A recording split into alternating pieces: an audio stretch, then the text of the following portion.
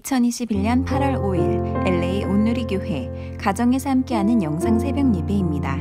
오늘 말씀은 사사기 1장 22절에서 36절 반쪽 순종이라는 제목으로 말씀 전해주십니다.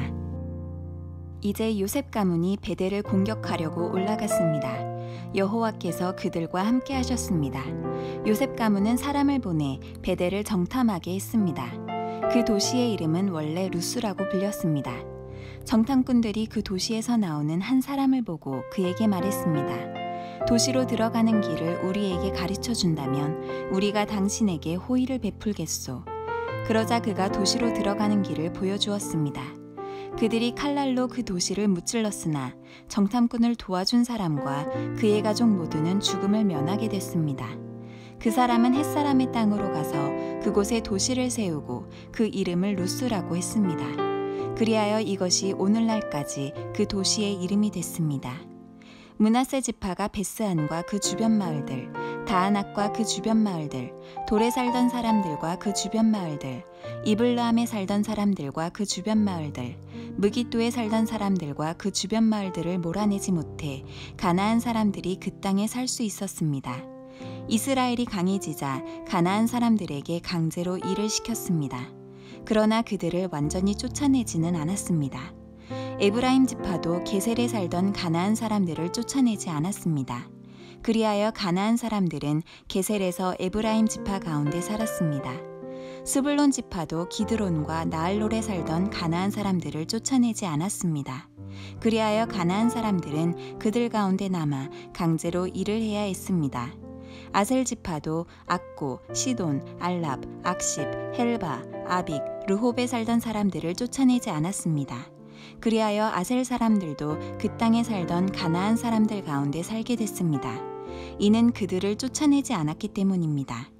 납달리 지파도 벳세메스와 베다낫에 살던 사람들을 쫓아내지 않았습니다.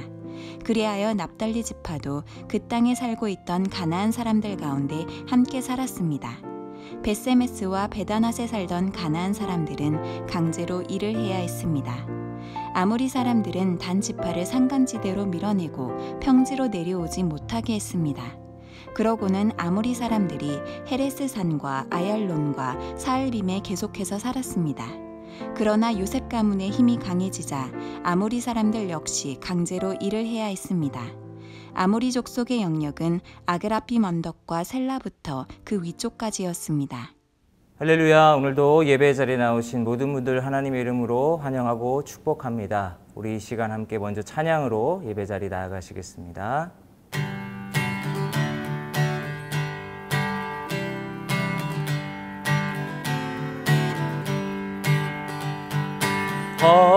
허락하신 새 땅에 들어가려면 마음의 준비하여 힘써 일하세. 여호수아 본바다 앞으로 가세. 우리 거할 처소는 주님 뿐일세.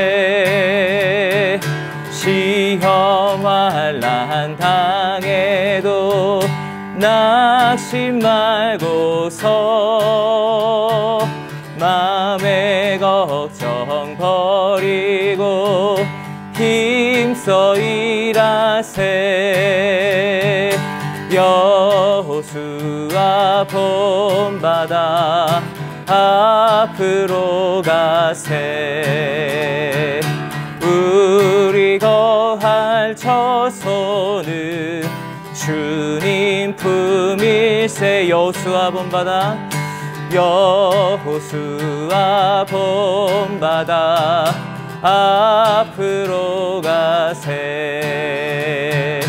우리 거할 처소는 주님 품일세. 우리 거할 처소는 우리 거할 처소는 주님 품일세. 아멘. 할렐루야. 8월 5일 목요일 아침입니다. 오늘도 하나님 말씀으로 하루를 시작하시는 여러분에게 주님의 은혜와 사랑이 가득하시기를 축복합니다. 지난 화요일부터 생명의 산 본문으로 사사기가 시작됐습니다. 그리고 사사기의 시작에 이렇게 쓰여 있습니다. 여호수아가 죽은 후에. 그럼 사사기 1장은 여호수아가 죽은 이후에 아직 정복되지 않은 가나안 땅을 정복하는 이야기가 쓰여져 있습니다. 그 시작에 여호수아의 죽음을 언급하고 있는 이유는 무엇일까요? 이는 단지 여호수아의 죽음 이후라는 시간적인 의미만을 우리에게 전해주고 있지는 않은 것 같습니다. 여호수아의 죽음으로 인해 하나님과 이스라엘 백성들의 관계가 어떻게 달라지고 있는지 암시하고 있는 표현인 것 같습니다. 여호수아는 모세가 죽은 이후에 이스라엘의 지도자가 돼서 가나안 정복을 이끌었습니다. 그 시작의 순간 두려워하고 있는 여호수아에게 하나님께서 주신 말씀이 있습니다. 여호수아 1장 8절 말씀입니다. 이 율법책이 내 입에서 떠나지 않게 하고 그것을 밤낮으로 묵상해 그 안에 기록된 모든 것을 지켜 행하여라. 그러면 내 길이 번창하고 성공하게 될 것이다. 아멘. 율법책을 기억하고 그것을 묵상하고 그 안에 있는 모든 것을 지켜 행하라 라는 말씀이죠. 여러분, 여기에 쓰여 있는 것을 보면 모든 말씀이라고 되어 있습니다. 지금 필요한 말씀, 내게 편한 말씀, 내가 좋아하는 말씀이 아니라 모든 말씀입니다. 여호수아는 모든 것을 지켜 행하라는 이 하나님의 말씀을 붙잡고 살아갑니다. 물론 그의 삶의 여정을 보면 실수도 있었습니다. 하지만 여전히 여호수아는 하나님 말씀을 지키려고 노력합니다. 그렇기에 가나안 정복의 이 시간은 하나님의 말씀에 순종하는 훈련의 시간이었던 것 같습니다. 그리고 이 모든 여정을 마친 여호수아는 그 삶의 마지막 당부에서 이스라엘 사람들에게 가나안 사람들의 신을 섬기지 말고 그들과 섞이지 말라고 이야기합니다. 그리고 이렇게 유명한 말을 하죠. 나와 내 집은 여호와만 섬기겠노라. 너희는 어떻게 할지 스스로 선택하라고 그들에게 말합니다. 그리고 그 앞에서 이 여호수아 앞에서 이스라엘 백성들은 우리도 여호와만 섬기겠노라고 결정하죠. 맹세합니다. 그리고 성경에는 이들의 이 맹세가 지켜졌던 기한이 여호수아 마지막 장 24장에 기록되어 있습니다. 24장 31절 말씀입니다. 이스라엘은 여호수아가 살아있는 동안과 여호수아보다 오래 산 장로들 곧 여호와께서 이스라엘을 위해 하신 모든 일을 보아 알고 있는 장로들이 살아있는 동안만 여호와를 섬겼습니다. 아멘. 여호수아와 이 모든 일을 알고 있는 장로들이 살아있는 동안만 이스라엘이 여호와를 섬겼다고 기록하고 있습니다. 그렇게 사사기의 시작에 여호수아가 죽은 후에라는 말은 앞으로 사사기에서 반복되어 언급되는 말, 이스라엘 백성들이 하나님의 말씀을 순종하기보다 자기 소견에, 자기 생각에 옳은 대로 행하기 시작했다는 말이기도 한 것입니다. 오늘 본문을 통해 그 시작을 우리는 분명히 볼 수 있습니다. 먼저 요셉 가문의 내용입니다. 이제 요셉 가문이 베델을 공격하려고 올라갔습니다. 여호와께서 그들과 함께 하셨습니다. 요셉 가문은 사람을 보내 베델을 정탐하게 했습니다. 그 도시의 이름은 원래 루스라고 불렸습니다. 정탐꾼들이 그 도시에서 나오는 한 사람을 보고 그에게 말했습니다. 도시로 들어가는 길을 우리에게 가르쳐 준다면 우리가 당신에게 호의를 베풀겠소. 그러자 그가 도시로 들어가는 길을 보여주었습니다. 그들이 칼날로 그 도시를 무찔렀으나 정탐꾼을 도와준 사람과 그의 가족 모두는 죽음을 면하게 됐습니다. 그 사람은 햇사람의 땅으로 가서 그곳에 도시를 세우고 그 이름을 루스라고 했습니다. 그리하여 이것이 오늘날까지 그 도시의 이름이 됐습니다. 여호수아가 죽은 후에 22절에 보면 하나님께서 여전히 이들과 이스라엘 백성들과 함께 하십니다. 여호수아를 통해 주신 그 말씀을 신실하게 계속 지키고 계신 하나님의 모습을 볼 수 있습니다. 요셉은 하나님의 집이라고 불리우는 베델을 치러 갑니다. 그때 정탐꾼을 도와 성읍의 입구를 알려준 사람들이 있었고 그 베델 성을 이들이 차지하게 됩니다. 그리고 도움을 준 그 사람과 그 가족들은 살려주었고 그들이 햇사람들의 땅에 가서 루스라는 성을 세우게 되죠. 여러분, 이 본문을 보고 있으면 마치 가나안 정복의 시작, 여리고성의 라합 이야기와 비슷합니다. 하지만 여러분, 라합 이야기에서는 하나님을 두려워하고 하나님을 인정하는 사람은 가나안 사람임에도 불구하고 구원해 주시는 그 하나님의 은혜를 보여주는 내용입니다. 반면에 오늘 본문에서는 하나님께서 함께 하셔서 승리가 보장되었음에도 불구하고 가나안 문화가 남아있을 수 있는 단초를 남겨둔 그 요셉 가문을 볼 수 있는 것입니다. 하나님의 집이라고 불리는 베델에서 하나님의 뜻에 순종하지 않고 있는 이 요셉 가문의 모습을 볼 수 있는 거죠. 가나안을 점령하고 있어서 가나안 점령이라는 하나님 말씀에는 순종하는 것 같지만 가나안 사람들과 함께하지 말라는 하나님 말씀에는 불순종하고 있습니다.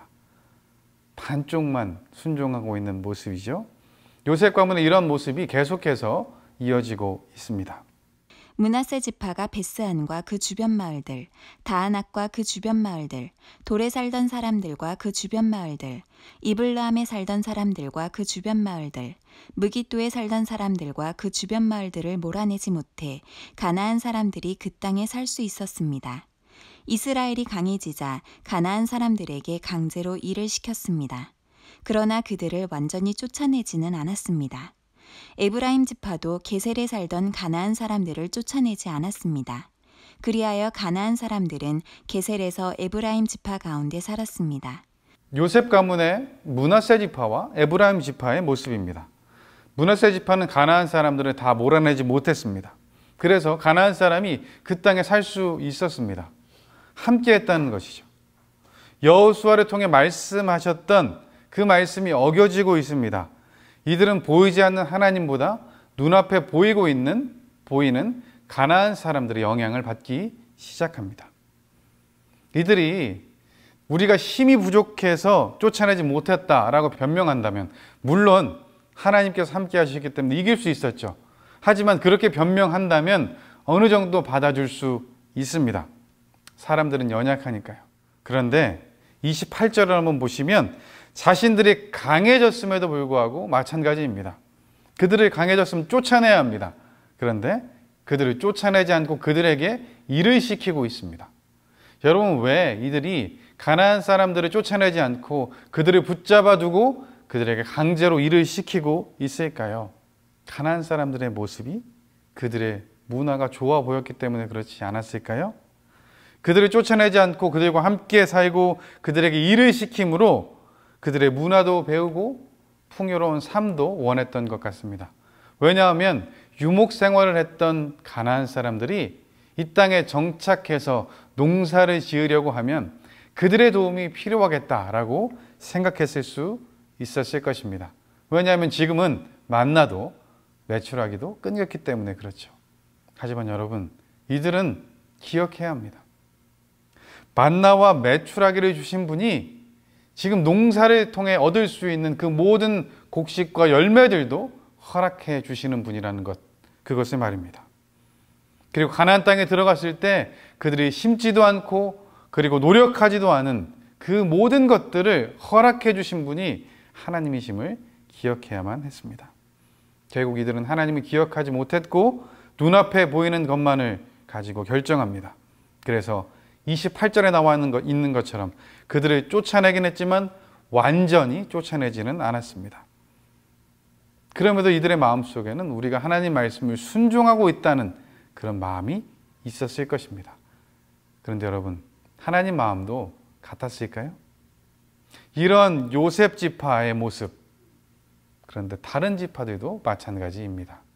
스불론 지파도 기드론과 나알롤에 살던 가나안 사람들을 쫓아내지 않았습니다.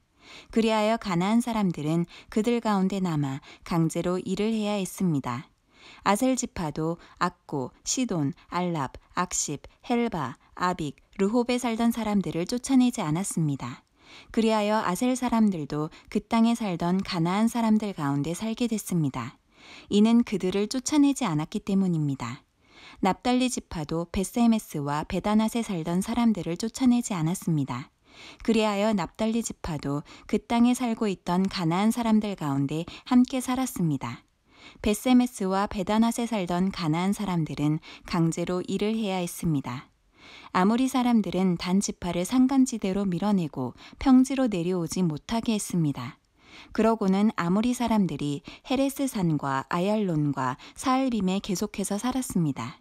그러나 요셉 가문의 힘이 강해지자 아모리 사람들 역시 강제로 일을 해야 했습니다. 아모리 족속의 영역은 아그라핌 언덕과 셀라부터 그 위쪽까지였습니다. 다들 비슷합니다.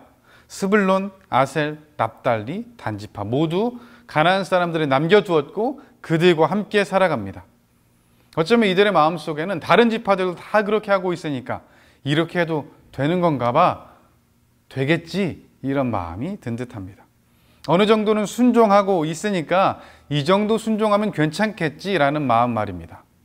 그런데 하나님의 말씀에 이 순종이라는 단어를 하나 둘씩 양보하다 보니 여러분 마지막에 나온 단지파의 모습 기억나십니까? 단지파 같은 경우는 가나안 사람들에게 밀려서 평지가 아니라 산간지대로 밀려나 살게 됩니다. 1장의 시작을 잘 보시면 유다 지파는 하나님 말씀에 순종해서 성공합니다. 그리고 점점 그런 모습이 바뀌어 가며 단지파는 결국은 가나안 족속에게 쫓겨나기까지 합니다. 여러분 오늘 본문 생명의 삶 제목은 반쪽 순종, 반쪽 성공입니다. 그런데 그 반쪽 성공이란 말이 조금 불편했습니다. 우리의 구원에 있어서 반쪽 성공이란 말은 없는 것 같아서 저는 그 부분 빼고 반쪽 순종이라고 제목을 정했습니다. 온전한 순종을 반쪽 순종으로 바꾼 오늘 본문의 이스라엘 사람들의 모습은 이렇게 표현할 수 있는 것 같습니다. 여호와만 섬기겠노라 라는 여호수아의 고백에서 그들은 한 글자만 바꿨습니다. 그러면 괜찮을 것 같았거든요. 그래서 이렇게 바꿉니다. 여호와도 섬기겠노라. 사랑하는 여러분, 그런데 여호와도라는 이 단어는 하나님의 사전에는 없는 것 같습니다. 왜냐하면 여호수아는 죽었지만 여호와 하나님은 지금도 살아계시기 때문에 그렇습니다. 그리고 그분이 우리에게 온전한 순종을 요구하십니다. 내가 원하는 반쪽 순종이 아니라 하나님께서 원하시는 온전한 순종을 결단하면 좋겠습니다. 결국 그 온전한 순종이 온전한 사랑으로 우리에게 돌아오게 될 것입니다. 그리고 우리는 온전한 감사를 하나님께 올려드릴 수 있을 것입니다. 사랑하는 여러분, 오늘 하루를 살아가면서 온전한 순종이 우리에게 있으면 좋겠습니다. 그리고 그 온전한 순종으로 우리의 모든 삶을 하나님께 온전한 예배로 올려드리는 우리 모두 되기를 주님의 이름으로 축복합니다. 기도하겠습니다.